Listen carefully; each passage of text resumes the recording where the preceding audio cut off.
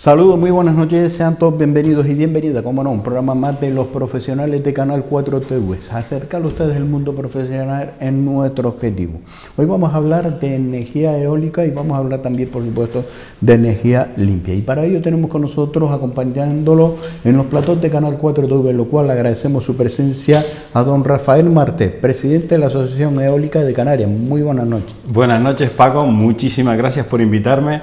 Yo ya he estado aquí con ustedes en alguna ocasión en este plató y es un placer volver a él después de la pandemia que sinceramente nos ha afectado a todos. ¿Cómo estamos? Bien, muy bien. Estamos ya saliendo un poco de esta situación tan extraña. Estamos empezando a volver a hacer encuentros que son muy necesarios, encuentros presenciales, y yo creo que eso va a cambiar un poco el tono, un poquillo negativo en el que habíamos estado. Ahora mismo hay varios concursos, varias subastas que están en proceso y por lo tanto la energía renovable, la energía eólica, la energía fotovoltaica en Gran Canaria o en Canarias sigue avanzando y en breve volveremos a ver nuevas instalaciones entrando en operación. En ese avance, en esa presencia, ¿en qué ranking estamos? Hombre, a ver, no estamos en el mejor ranking comparado con el resto de España, pero lo importante no es fijarse el ranking actual, sino la progresión. Veníamos de muy atrás, esa es la realidad.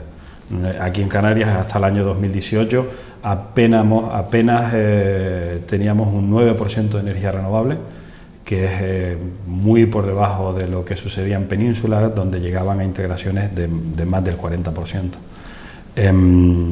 Con los nuevos aerogeneradores que se han instalado en Canarias en estos últimos años, desde el 2018 para acá, pues hemos más que duplicado esa integración. Por lo tanto, la progresión es muy buena en un corto plazo de tiempo. Y más aquí en las islas, que es donde más necesario siempre fue, porque aquí, desgraciadamente, estamos condenados a los combustibles fósiles, especialmente al diésel, bueno, concretamente al diésel y al fuel, que son caros y muy contaminantes. Pero creemos, los habitantes, los ciudadanos, creemos en la energía eólica, la energía renovable, en esa inversión, porque poco a poco se van integrando, pero como que sí, como que no. Todavía somos muy dependientes. Sí, somos muy dependientes. Tiene que venir normativas europeas para decirnos, despierta que tienes que avanzar. Hombre, yo creo que los ciudadanos, todos en general, estamos muy convencidos de las energías limpias, de las energías renovables y de todo ese pensamiento ecológico o ese pensamiento de proteger el medio ambiente, ya no solo a nivel de energía, sino a nivel de reciclaje o a nivel el uso del vehículo, del transporte público. Yo creo que la descarbonización de nuestra sociedad, yo creo que más o menos en general la población está convencida. Otra cosa es que la población tome acción. Es verdad que normalmente somos bastante reacios a dar el paso, razón por la que vemos pocos paneles solares en las azoteas de las casas. Puedes venir por este municipio, puedes ir por cualquier municipio de esta isla y verás pocas paneles solares, tanto para agua caliente como para fotovoltaica, en las azoteas. Y eso es porque, bueno, pues, somos un poco reacios a dar el paso, estamos esperando a que nos la subvencionen. No hemos hecho bien los números. Cualquiera que haga los números se dará cuenta de que esa inversión es muy rentable a corto plazo. ¿Sí es rentable? Sí es rentable a corto plazo además, Es muy rentable a corto plazo siempre que esté bien dimensionada. No podemos instalar cualquier cosa porque entonces a lo mejor no estamos sacándole el beneficio que buscamos. Pero bueno, y aprovecho aquí ahora que estoy en el programa contigo, Paco, para lanzarle un mensaje a los ciudadanos para que en la medida de lo posible, el que pueda, el que tenga una azotea, el que lo pueda hacer, que valoren la posibilidad de instalar energías renovables a nivel doméstico en las azoteas de sus casas, el que tenga esa posibilidad y el que tenga la capacidad económica para hacerlo. Hay unas buenas subvenciones por parte del Cabildo y por parte del Gobierno de Canarias, son diferentes, pero hay subvenciones que a lo mejor se pueden acoger, y sobre todo que hagan los números. Y si no son capaces de hacer los números por sí solos, porque a lo mejor no son capaces, quizás yo tampoco lo sea, busquen asesoramiento. Hay asesores ahora mismo que te estudian tu caso particular, de tu vivienda particular, cómo son tus consumos y adecúan una instalación a cada uno de los consumidores. ¿Es individual o es más rentable en una comunidad? Hombre, en los casos donde se hacen instalaciones comunitarias, realmente es porque no queda otra opción. En un edificio en altura, obviamente, solo hay una azotea para todos y ahí no queda otra opción. Las instalaciones de autoconsumo compartido son una novedad. Son muy novedosas, hasta hace muy poco no eran posibles. Cada autoconsumidor tenía que tener su punto de suministro. Eso lo abrió la ministra Teresa Rivera recientemente y por lo tanto ya son una realidad y deberían florecer. Pero bueno, ambas son rentables, obviamente en una comunidad se reparten los gastos y por lo tanto probablemente sea más económico para cada uno de los comuneros. ¿Y esto del boom del impuesto al sol, en qué situación está? Eso no está. El impuesto al sol fue un peaje que impuso el ministro Soria a través del Real Decreto 900 hace ya unos añitos, que ya no existe. Con lo cual, olvidémonos del impuesto al sol, eso no existe, eso no va a pasar, eso es una anécdota del pasado. Y bueno, como tal lo tenemos que ver, como una anécdota del pasado, donde se nos cargaba un impuesto por generar nuestra propia energía. Eso fue lo que pudo retrasar. Sin duda, eso tuvo un efecto ralentizador, sin duda. Estoy convencido. No el impuesto en sí, porque el impuesto realmente nunca recaudó nada, creo recordar, o muy poco. Creo que fueron muy pocas instalaciones en todo el territorio español que se vieron afectadas por ese, o no se llegó a imponer porque no se desarrolló el reglamento, no recuerdo. Lo que ralentizó no fue el impuesto en sí mismo, sino el mensaje. Ya. El miedo. El mensaje que se lanzó a la ciudadanía fue de poner paneles solares en las azoteas de nuestras casas está prohibido o te multan por ponerlos, cuando no, realmente nunca fue así. Y ahora, por supuesto, que no solo no te multan, sino que te dan cierta ventaja. Hay municipios donde te dan alguna ventaja fiscal en el impuesto de bienes inmuebles, no todos, pero bueno, ahí está todo como muy en pro de que los ciudadanos tengan ese paso. Oye, ahora que tenemos y es el pico, la subida de la luz, en invertir y muchas personas dirán, oye, y tenemos ahí la inversión que se ha hecho, vemos todos los campos de energía eólica que hay, y vemos los paneles, oye, pero es que el recibo de la luz, entre más hay, más nos sube la luz. ¿Esto qué está pasando? Sí. ¿Está relacionado? Sí. A ver, al contrario, las energías renovables tienen un efecto depresor en el precio de la energía. De hecho, eso se puede ver en el precio del pool, pues el de mañana o el de hace 3 días. O sea, normalmente en las horas solares, que es cuando entra la fotovoltaica en península, el precio del pool suele bajar levemente. Si queremos que baje más, pues hay que instalar más energía. Esa es la realidad. Es cierto que ahora mismo el precio de la energía está disparatado, no tiene nada que ver con la energía renovable, ni siquiera tiene nada que ver con ninguna legislación española ni algo local. El precio de la energía está disparatado en toda Europa, es algo que nos afecta a todos, a mí me parece gravísimo y que va a tener unas consecuencias que no las sabemos calcular actualmente. O sea, no puede ser que la energía esté costando ahora mismo 6 veces más de lo que costaba hace unos meses.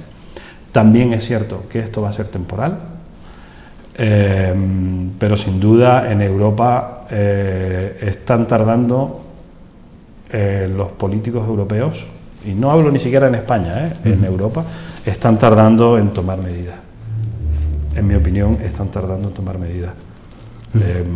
Y además son dos cosas muy claras. O sea, las dos razones por las que la energía está tan cara en estas fechas es por el precio del gas, que está disparatado, por culpa del señor presidente de Rusia o por culpa de la demanda de China. Ya buscamos, hay razones, pero el precio del gas está disparatado y nosotros no podemos estar dependiendo tanto del precio del gas.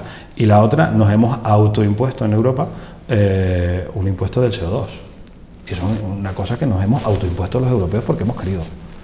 Pues a lo mejor deberíamos revisarlo, ese impuesto, por ejemplo, que antes era anecdótico, pero resulta que se ha especulado con ese impuesto, con esos derechos de emisiones, y ahora mismo es que las centrales de generación convencional, las que utilizan combustibles fósiles, pagan una fortuna en derechos de emisiones, y los derechos de emisiones no dejan de ser una fórmula recaudatoria para la Comisión Europea o para la Unión Europea, que luego reparte entre sus Estados miembros.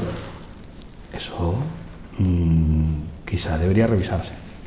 Es que fíjate, Rafael, y muchas personas se preguntan, yo también me he preguntado, digo, ahora que nos incentiva a tener vehículos eléctricos, pues ahora cuando nos dice cómprate un coche eléctrico que es más económico, que te va bien, vale, menos contaminante, sí, pero es que ahora me está subiendo la luz. Al final, ¿qué me sale más barato? ¿Tener un coche de gasolina, gasoil o un coche eléctrico? Eso nunca, Paco, eso nunca. Además yo soy un usuario de vehículo eléctrico desde el año 2014, por lo tanto puedo hablar con conocimiento de causa. Efectivamente, los coches eléctricos a nivel de consumo por kilómetro recorrido son muchísimo más baratos que los coches convencionales, pero con los precios de energía actual ya no son muchísimo más baratos.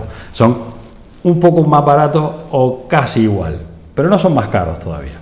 El coche eléctrico sigue siendo una apuesta buena para todos, y yo creo que todos debemos, cuando toque sustituir el coche que cada uno tenemos, todos debemos dar ese paso y debemos valorar la compra de un coche eléctrico, que sin duda por ahora son caros, y esto también hay que decirlo, y habrá muchas personas que no puedan comprarse un coche eléctrico porque sencillamente es que son caros, es verdad, hay que decirlo, son caros.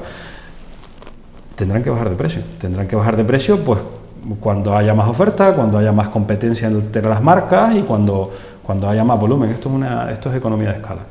Pero la apuesta por el coche eléctrico tiene que ser decidida, Paco, y tenemos que continuar en esa senda. Oye, ¿cómo marcamos cuántos parques eólicos tenemos que tener, cuántas plantas fotovoltaicas tenemos que tener para abastecernos en Canarias? ¿Cómo lo marcamos? Lo marcamos el principal índice para esa marca es la demanda. La demanda en Canarias es de X megavatios año, megavatios hora año, pues es esa. No tiene sentido aquí generar más energía de la que vamos a consumir. Con lo cual ese es el índice. Estamos lejísimos de ese índice, Paco, estamos muy lejos. Ahora el reto no es generar más energía, ahora el reto es integrarla. Es cómo integrar esa energía a la red eléctrica, al sistema eléctrico. Ese es el reto. Y además es un reto que no es un reto enorme en una isla, porque además vivimos en una isla, estamos acostumbrados a vivir en una isla. Yo no me siento agobiado o asfixiado por vivir en una isla, estoy muy cómodo, soy muy feliz, pero también vivo en una isla eléctrica.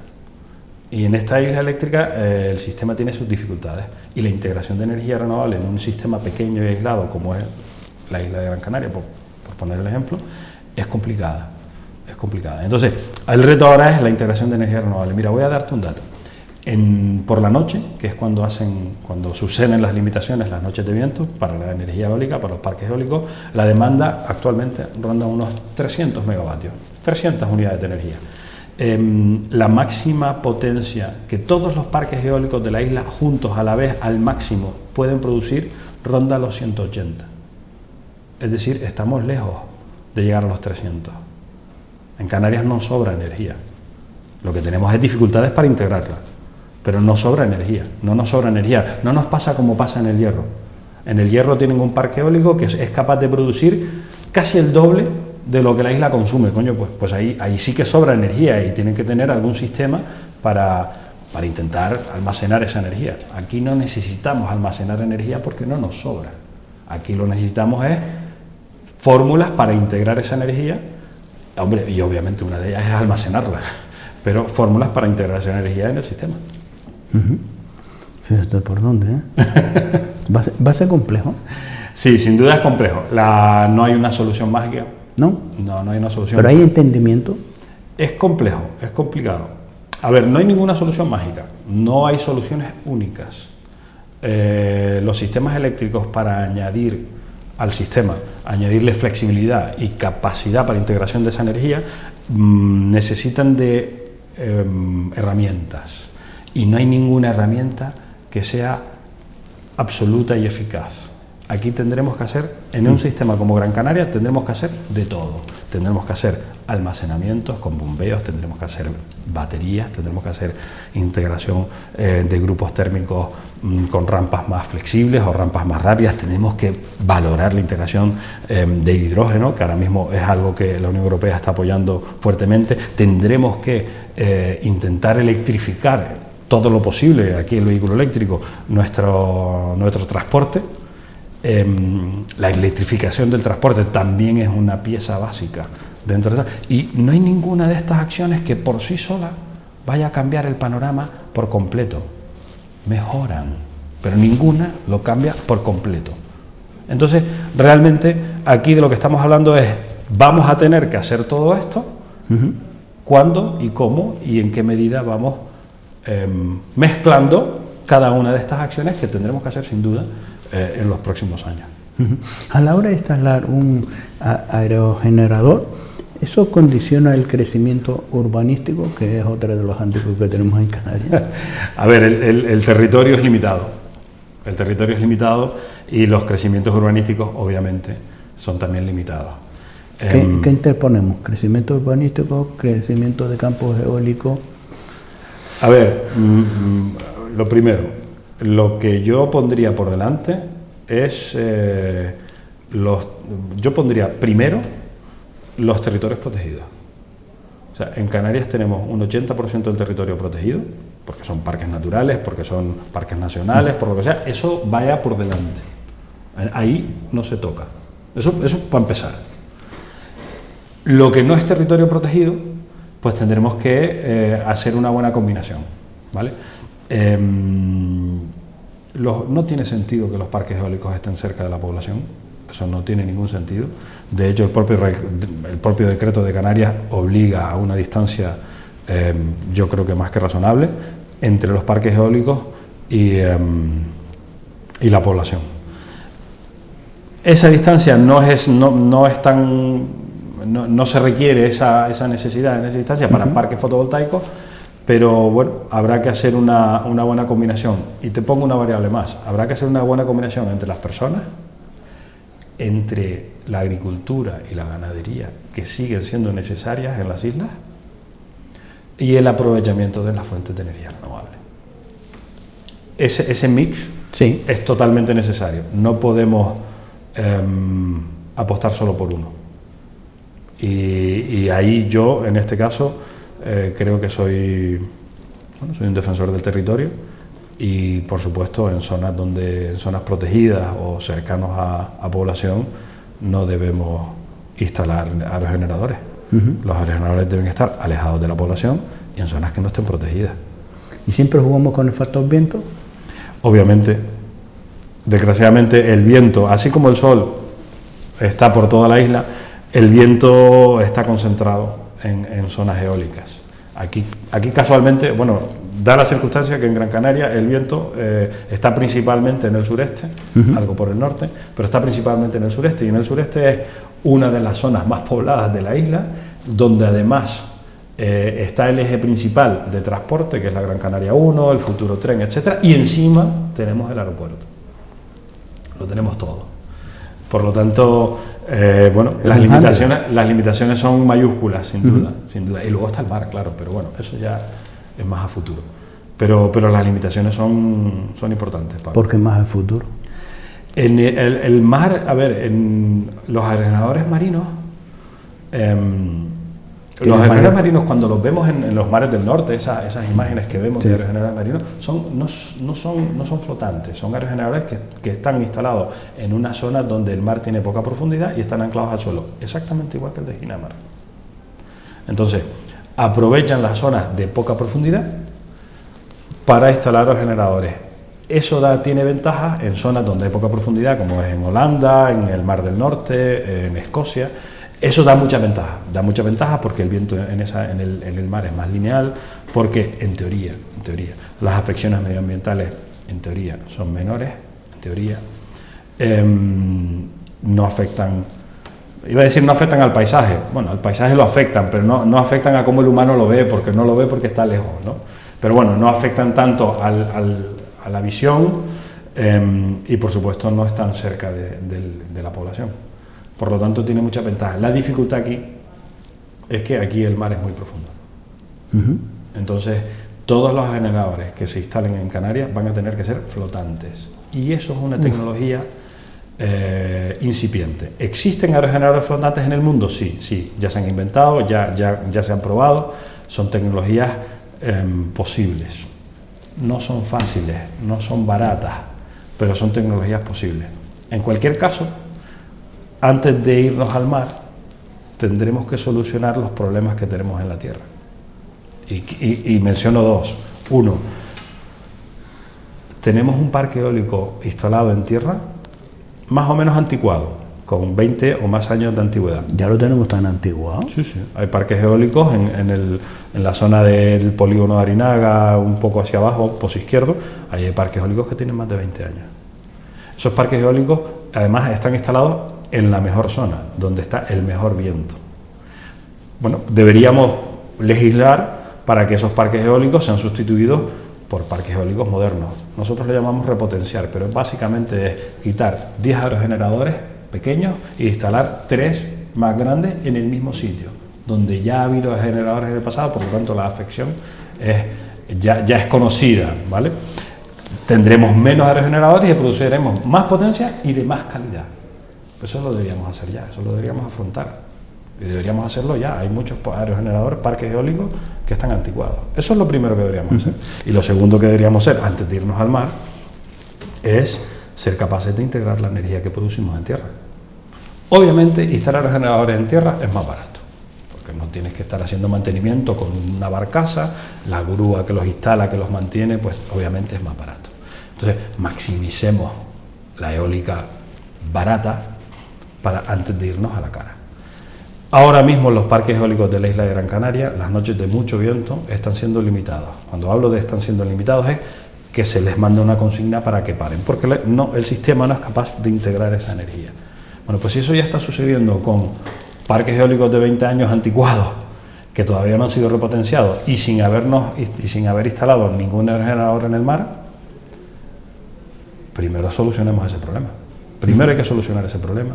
Primero tenemos que maximizar el uso del territorio y de las zonas eólicas antes de irnos al mar. Y por supuesto, tendremos que el mar, o sea, nosotros en Canarias veremos aerogeneradores en el mar. Y no hablo como el de Ginamar, que en el fondo está apoyado, anclado en el suelo marino, flotante. Eso lo veremos sin ninguna duda. Ya hay muchos proyectos, hay varios proyectos que han solicitado licencias para hacer este tipo de instalación, pero bueno,